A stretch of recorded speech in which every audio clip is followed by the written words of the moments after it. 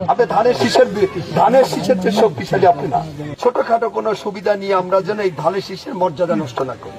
ত্রয়োদশ জাতীয় সংসদ নির্বাচনে একক সংখ্যাগরিষ্ঠতা অর্থাৎ 2/3 বেশি আসন অর্জনের মাধ্যমে সরকার গঠন করতে যাচ্ছে বাংলাদেশ জাতীয়তাবাদী দল বিএনপি।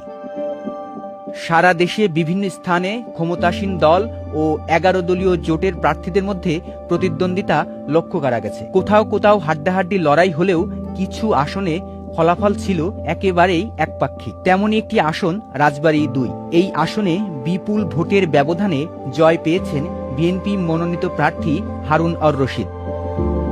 নির্বাচন কমিশন ঘোষিত ফলাফল অনুযায়ী তিনি মোট 2,37,254 ভোট পান। তার নিকটতম প্রতিদ্বন্দ্বী এনসিপি মনোনীত প্রার্থী জামিল হিজাজি পান 67,229 ভোট। দুই প্রার্থীর মধ্যে ভোটের ব্যবধান প্রায় 1,70,000। স্থানীয়ভাবে কালুখালী, পাংশা ও বালিয়াকান্দি উপজেলায় ধানের শীষ প্রতীকের পক্ষে উল্লেখযোগ্য ভোটের স্রোত লক্ষ্য করা গেছে। এই আসনে ভোটের ব্যবধান এবারের নির্বাচনে সবচেয়ে বড় ব্যবধান হিসেবে বিবেচিত হচ্ছে।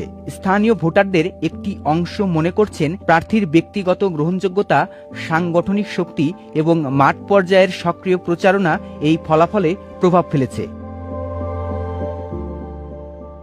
ত্রয়োদশ জাতীয় সংসদ নির্বাচনের সামগ্রিক চিত্র বিশ্লেষণে রাজবাড়ী 2 আসনের এই ফলাফল বিশেষভাবে আলোচনায় এসেছে।